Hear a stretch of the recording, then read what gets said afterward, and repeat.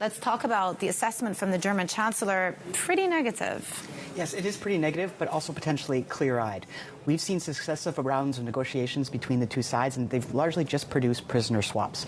Putin has stuck to maximalist demands and hasn't backed down, and the Kremlin really hasn't shown an indication that they want this conflict to end or that they're even willing to do a ceasefire. Meanwhile, Ukraine, they see this as an existential fight, so they're very unlikely to lay down their weapons.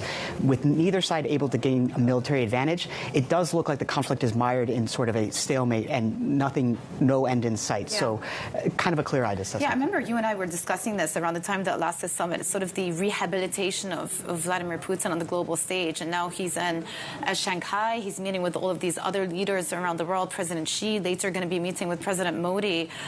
So that really just speaks to the elevation that he's received around the world in the last month. But at the same time, the Europeans are still pressing ahead and saying that more secondary sanctions need to be applied on Russia. We heard this from Macron and Merz over the weekend.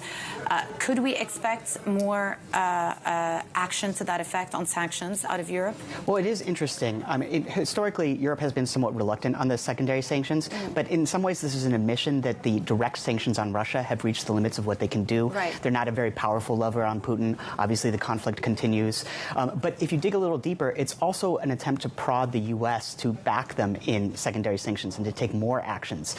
Donald Trump has said that he is willing to impose sanctions on Russia, but he's largely been reluctant to and has not imposed any kind of punitive measures onto Putin. So they're also trying to get the U.S. to step up to the plate and put pressure on Russia to finally end this conflict or at least come to a stalemate. Yeah.